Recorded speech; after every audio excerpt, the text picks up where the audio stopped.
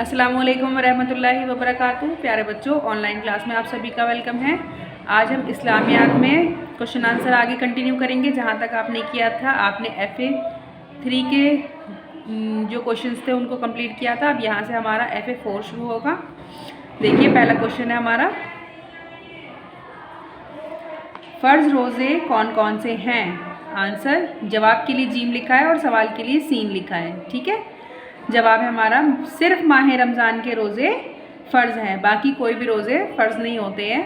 सिर्फ माह रमज़ान के महीने के जितने भी रोज़े होते हैं पूरे महीने के, वो फ़र्ज़ होते हैं। नंबर 2 देखिए, क्वेश्चन नंबर 2 है, वाजिब रोज़े कौन कौन से हैं।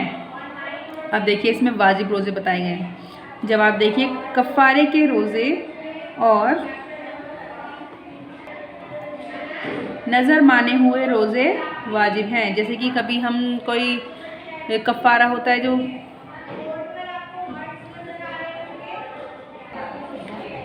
जैसे इंसान से कभी कोई गलती हो जाती है और उसके कफ़ारे में हमें रोज़े रखने होते हैं, तो वो रोज़े वाजिब होते हैं, यानी कि वो हमें ज़रूर रखने पड़ते हैं, ज़रूर रखने चाहिए। और दूसरा है नज़र माने हुए रोज़े। नज़र माने हुए रोज़े मतलब जैसे कभी हम दुआ मांग लेते हैं या मन्नत कहते हैं, उसको मन्नत मान लेते हैं कि हमारे ये फ़लाँ काम हो जाएगा तो हम इतने रोज़े रखेंगे। तो उसको जब आपने कहा है और आपका वो काम हो जाए, तो फिर वो रोज़ा रखना आप पर वाजिब हो जाता है। वो रोज़ा आपको ज़रूर रखना चाहिए। ठीक है, आगे है क्वेश्चन नंबर 3, नफली रोज़े कौन कौन से हैं। अब नफिल रोज़े बताने हैं कि नफली रोज़े कौन कौन से हैं।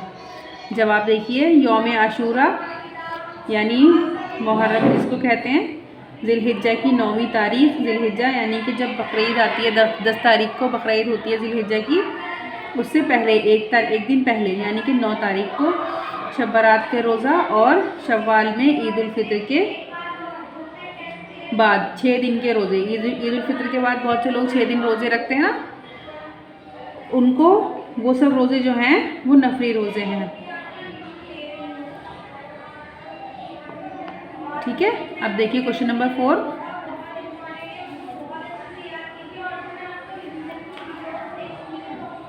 नज़र के रोज़े से क्या मुराद है।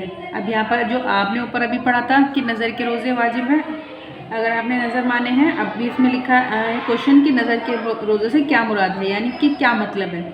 जवाब देखिए, अगर कोई दिल में इरादा करे या ज़बान से यूँ कहे कि ए अल्लाह, अगर मेरा फ़लाँ काम हो गया तो रोज़े रखूँगा, तो ये रोज़ा नज़र का होगा। ठीक है, इसका पूरा करना वाजिब होगा। जैसे मैंने अभी आपको बताया था कि अगर किसी ने नज़र मानी है, यानी दुआ मांगी है और इस तरह कहा है कि अगर मेरा फ़लाँ काम हुआ, मतलब ये तो उस कहने वाले के ऊपर है कि उसको किस काम के लिए रखना है, और उसने कहा तो फिर उसको पूरा करना वाजिब हो जाता है, उसको वो रोज़े ज़रूर रखना होते हैं। अब देखिए क्वेश्चन नंबर 5, कफ़ारे के रोज़े से क्या मुराद है। अब कफ़ारे का रोज़ा, इसमें कौन सा होता है कफ़ारे का रोज़ा, इसको एक्सप्लेन करना है। आंसर देखिए, रमज़ान शरीफ के रोज़े बिला शरई उज़्र मतलब अगर शरई उज़्र है, कोई प्रॉब्लम है उसके साथ जिसकी अल्लाह ने छूट दी है, तब तो वो रोज़े छोड़ सकता है। लेकिन अगर बिला शरई उज़्र उसने रोज़ा तोड़ दिया, तो एक रोज़े के बदले 60 रोज़े रखने पड़ते हैं। ये कफ़ारे के रोज़े हैं, और फिर वो भी वाजिब हो जाते हैं। कफ़ारे के रोज़े भी वाजिब हो जाते हैं, क्योंकि आपने फ़र्ज़ रोज़ा तोड़ा है एक, और उसके बदले आपको रखना पड़ेंगे 60 रोज़े। तो देखिए, इससे अच्छा है कि फ़र्ज़ रोज़ा है क्यों ना पूरा रखा जाए। अगर कभी गलती से हो जाए तो उसका फिर कफ़ारा करना होता है, और कफ़ारे के रोज़े जो होते हैं वो वाजिब होते हैं।